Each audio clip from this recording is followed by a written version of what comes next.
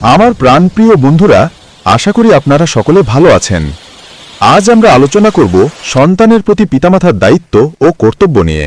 সন্তান জন্ম হওয়ার পর পিতামাতার উপর অনেক দায়িত্ব এসে পড়ে। আজ আমরা সেই বিষয়ে কিছু জানব এবং জানার চেষ্টা করব। তাই আর সময় নষ্ট না করে আসুন মূল ভিডিওতে চলে যাই। পৃথিবীতে যত ভালোবাসা রয়েছে, সকল ভালোবাসার পেছনে স্বার্থ জড়িত রয়েছে। একমাত্র নিঃস্বার্থ ভালোবাসা হল সন্তানের প্রতি পিতামাতার ভালোবাসা।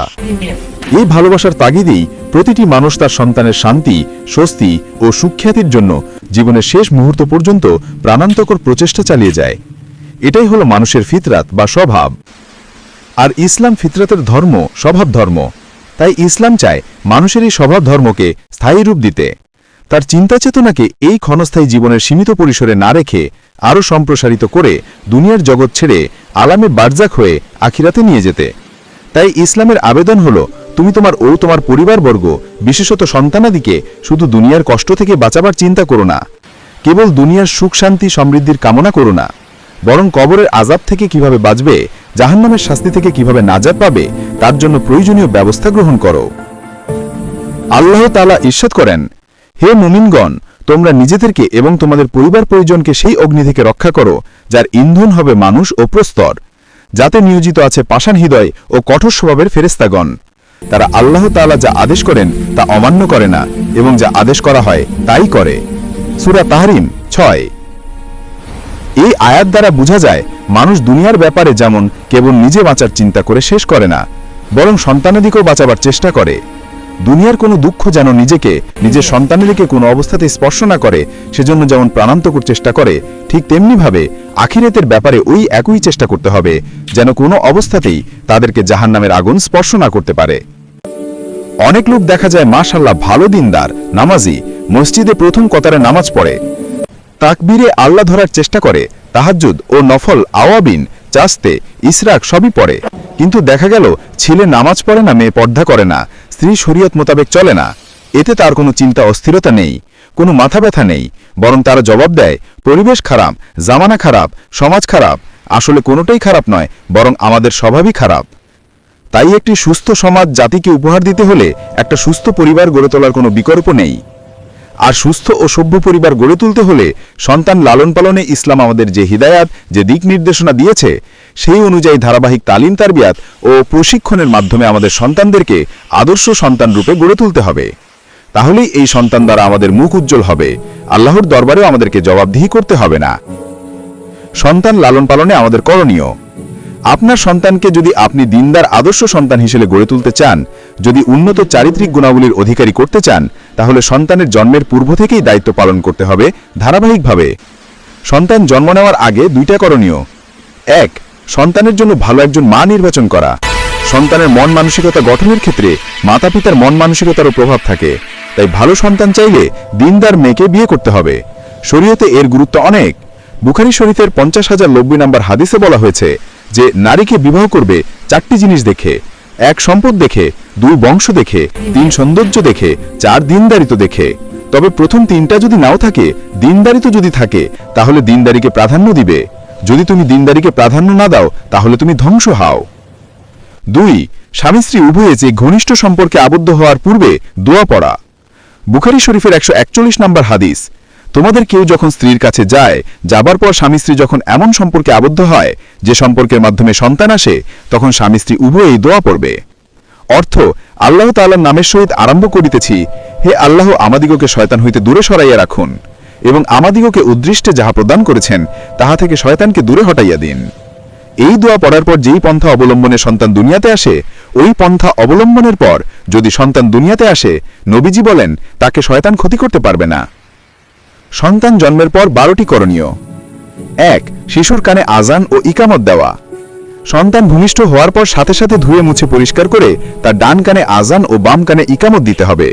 আবু দাউদ শরীফের 5105 নম্বর হাদিস, নবীর সাহাবী বলেন, নবীকে আমি দেখলাম, ফাতেমা রাদিয়াল্লাহু তখন হাসানকে প্রসব করলেন। নামাজের জন্য মুয়াজ্জিন যেভাবে আজান দেয়, নবীজি অবিকল ওইভাবে হাসানের কানে আজান দিলেন।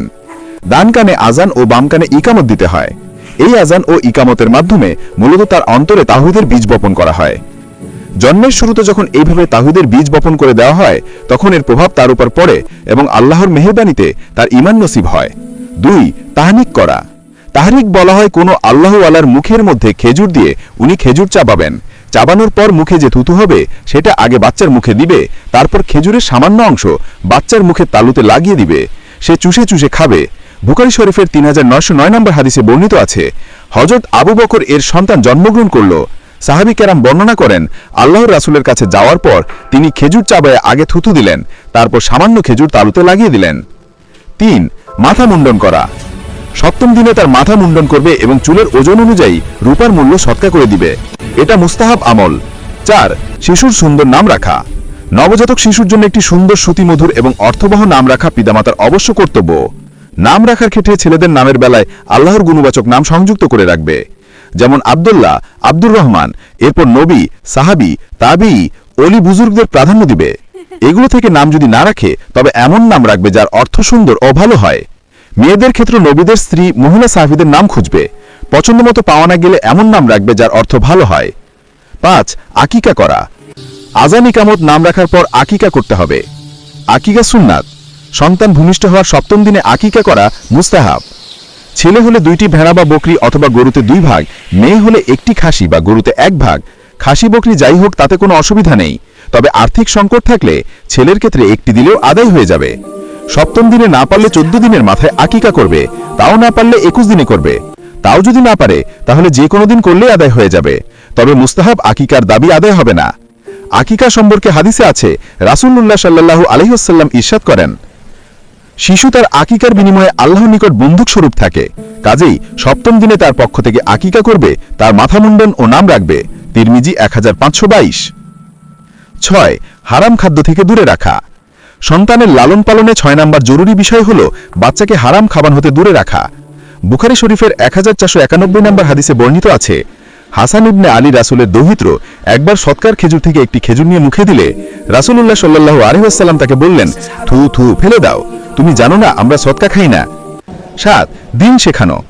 বাচ্চা যখন একটু বুঝতে শুরু করবে, একটু একটু বলতে শুরু করবে, তখন তাকে ধীরে ধীরে অল্প অল্প করে আলিফ বা শিখাবে, পাশাপাশি ক খ শিখাবে। এমন যেন না হয় বাংলা ইংরেজি তো শুরু করে দিল কিন্তু আরবির দিকে খেয়াল নেই। এখানে একটা কথা স্মরণ রাখতে হবে, তা হচ্ছে আরবির উচ্চারণ যদি ছোটবেলা থেকে না শিখে তাহলে বয়স হয়ে গেলে সে যত চেষ্টাই করুক সহি উচ্চারণ তার জন্য কঠিন হবে। 8. মিথ্যা পরিহার করা। শিশুদের সাথে কখনো মিথ্যা বলা যাবে না। হাসি কৌতুক করে রসিকতা করেও কখনো মিথ্যা বলা যাবে না, এমনকি মিথ্যা কথা বলে বাচ্চাদের কান্নাকাটিও থামানো যাবে না। একদিন এক মহিলা সাহাবী একটি বাচ্চাকে ডাক দিলেন, এদিকে আসো, তোমাকে কিছু একটা দিব। রাসূলুল্লাহ সাল্লাল্লাহু আলাইহি ওয়াসাল্লাম মহিলাকে বললেন, তুমি কি আসলেই তাকে কিছু দেওয়ার ইচ্ছা করেছিলে না তাকে কাছে আনার জন্য লোভ দেখাচ্ছিলে? ওই মহিলা বলল, জি হ্যাঁ ইয়া রাসূলুল্লাহ, সে আসলে আমি তাকে একটি খেজুর দিতাম। রাসূলুল্লাহ সাল্লাল্লাহু আলাইহি ওয়াসাল্লাম বললেন, যদি এমন না হতো তাহলে তোমার আমলনামায় একটা মিথ্যা বলার কবিরা গুনাহ লেখা হতো। আবু দাউদ 2য় খণ্ড পৃষ্ঠা 142। সুতরাং বাচ্চাদের সাথে মিথ্যা বলা ছেড়ে দিতে হবে। 9. খাওয়ার আদব শেখানো। বাচ্চা যখন থেকে খাওয়া দাওয়া শুরু করবে তখন তাকে হাতে ধরে ধরে খাওয়াবে, খাওয়ার আদব শিখাবে। ডান হাতে খাবে, বাম হাতে খাবে না। কেননা শয়তান বাম হাতে খায়, বিসমিল্লাহ বলে খাবে, আলহামদুলিল্লাহ বলে শেষ করবে।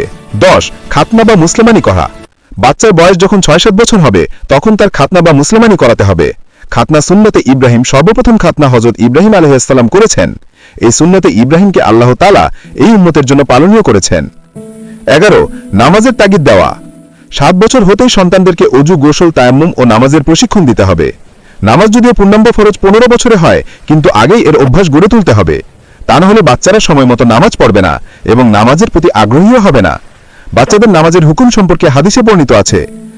আমর ইবনে শুআয়ব তার পিতা ও দাদা থেকে বর্ণনা করেন, রাসূলুল্লাহ সাল্লাল্লাহু আলাইহি ওয়াসাল্লাম ইরশাদ করেছেন, তোমরা তোমাদের সন্তানদেরকে নামাজের হুকুম দাও যখন তাদের বয়স 7 বছর হয়।